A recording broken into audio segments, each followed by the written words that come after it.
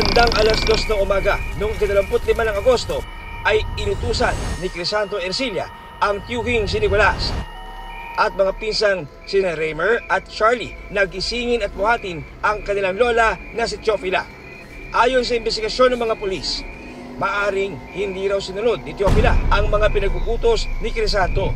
Ako ba ang kinikilala mong Divine Master? Hindi. Demonyo ka! Yawa!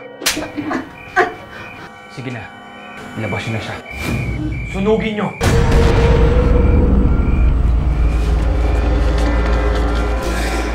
Yung gusto ni Crisanto, ma'am, magdasal lang. Ganun na, ma'am, hindi kumakain kasi marumi daw yung kinakain nila. Ayaw naman yung matanda, ma'am, kasi alam ng matanda, ma'am, na makasama yun ng katawan. Ilang saglit pa, nagbigay na raw ng hudyat si Crisanto na ihagi sa apoy si Teofila. Ayon sa investigasyon ng mga pulis. Maawa kay Crisanto! Maawa ka!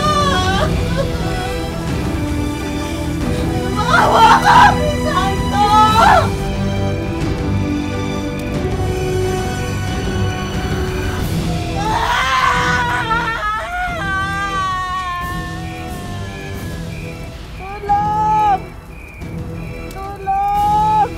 Yung sabi ni Crisanto, ma'am, na buhatin nila yung nanay nila tapos itapon sa apoy kasi sabi-sabi ni ma'am, marumi daw, makasalanan. Sa patuloy na pagsisiyasat ng otoridad, Iangat niyo na siya. nalaman nila na pagkatapos ihagi sa apoy at sunugin ng buhay,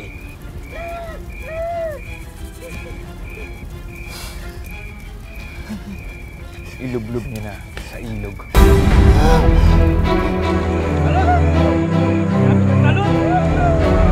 pinaliguan naman sa ilog ang matanda.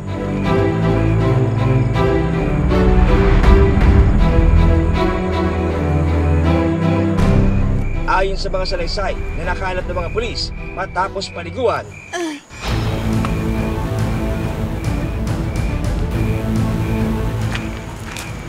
Sayaw! Sayaw! Sinabi na sumayaw ka! nagawa pa raw ng sariling mga anak at apo na pagsayawin ng kanilang ritual si Teofila kahit may mga sugat at laptos na sa balat ang matanda.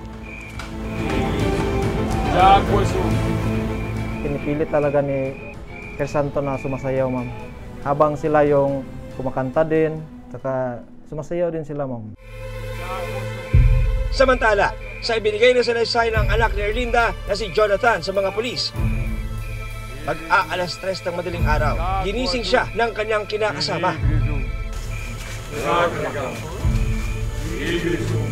Sigrizum! Ayon kay Jonathan, sinubukan man niyang pigilan ang mga kaanak sa pagpapasayaw sa kanyang lola.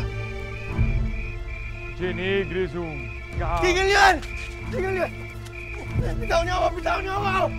Ano ba mga yawa kayo? Bakit di ba ginagawa yung kay Lola, ha? Makasalanan siya!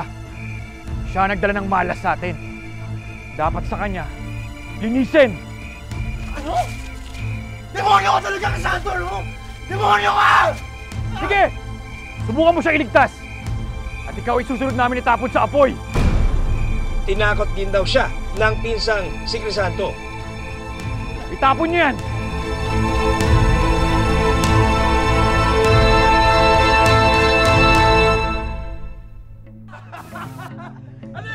Nang sumikat ang araw at naiwan na sa labas ng bahay si Teofila, dito na raw nila sinaklulukan ang matanda.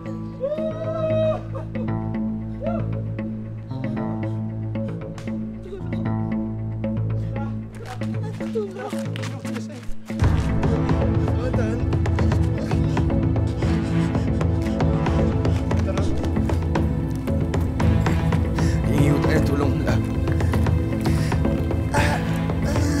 Teka lang, mauna ako, ha? Alalayan ko kayo. Teka lang.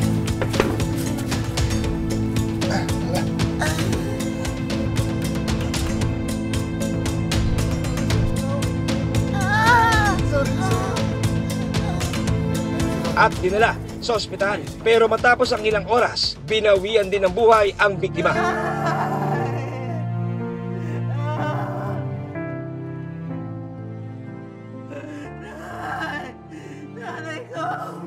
dahil nakausap ng mga pulis ang matanda bago tuluyang nalagutan ng hininga.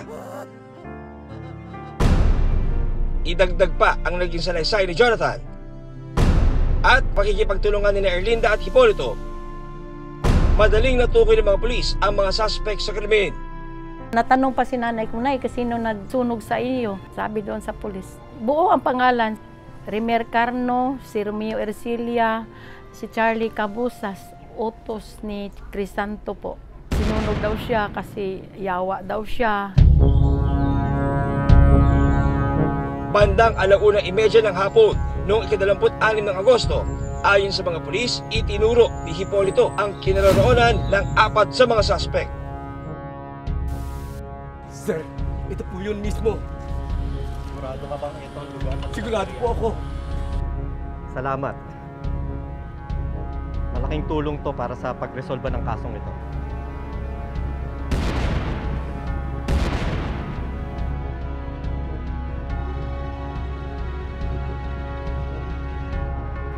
Sino si Crisanto Cabusas? Ako po yun, sir. Jocelyn Cabusas? Ako nga ho. Bakit? Rimer Cabusas? Ako po. Rochelle Cabusas? Ako po, sir. Inaaresto namin kayo sa salang pagpatay kay Chopila Cabusas. Sir. Ang May paliwanag, karapatan sir. kayong manahimik. Tinuturo ni Sir Hipolito kasi siya lang yung nakakaalam kung sino yung 4. Tilapitan namin, kusa naman silang sumasama. Tinukoy ang naunang 4 na mga suspect.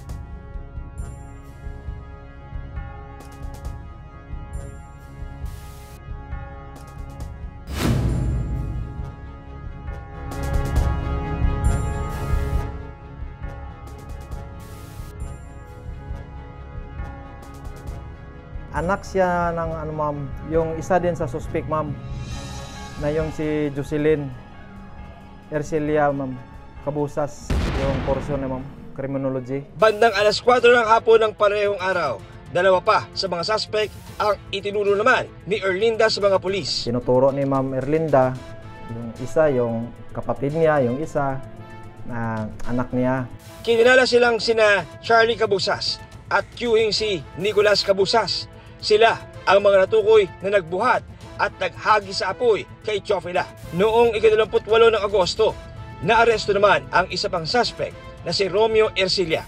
Noong 30 ng Agosto, 4 pa sa mga kaanak na Erlinda ang sumuko naman sa mga pulis. Sila sina Rosalina Cabusas, Merlinda Cabusas, Jesser Rotula at Jeremy Rotula.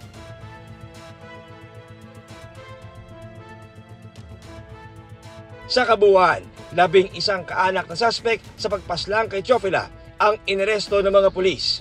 5 sa kanila ay apo, habang 4 ay mga anak pa mismo ni Teofila. Kinakasuhan namin yung 11 na involved sa parricide ma'am. So parricide, yun yung kaso ma'am na pinatay mo yung kaanak mo. So yung iba ma'am, damay na rin sa parricide kasi nandun sila sa area, hindi sila umaawat. Lumabas sa investigasyon ng mga pulis, naggalit ng napakilalang leader na si Crisanto ang ugat ng pagpaslang kay Teofila.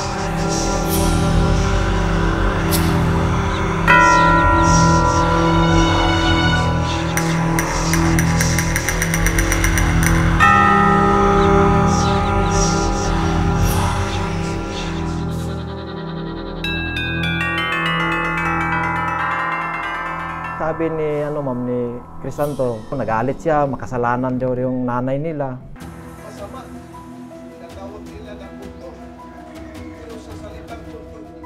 Ang 11 suspect, miyembro ng Philippine Benevolent Christian Missionaries o PBCM.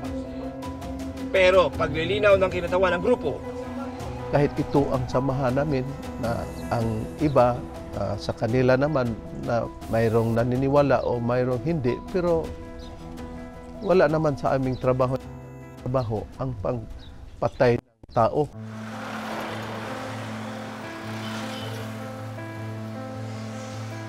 sa kasalukuyan, nakapiit sa Misamis Oriental Provincial Jail ang mga suspect.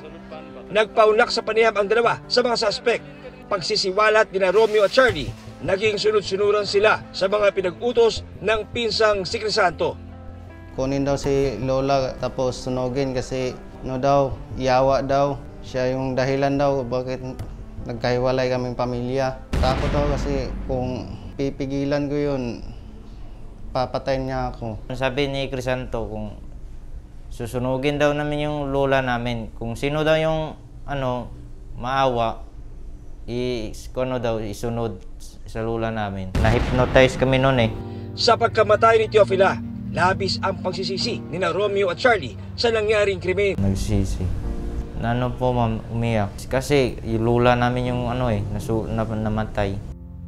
Masakit para kay Erlinda na mismo mga kaanak nila ang naging dahilan ng pagkamatay ng inang si Teofila. Sa edad niya, kumbaga, basta kung malapit na lang siguro siyang kunin ni Lord. Tapos, kumbaga, yung kamatayan niya na nasunog ng masakit talaga, ma'am. Umaasa siyang makakamtan ang katanungan para sa namayapang ina. Ako po si John Consulta para sa Pinoy Crime Stories.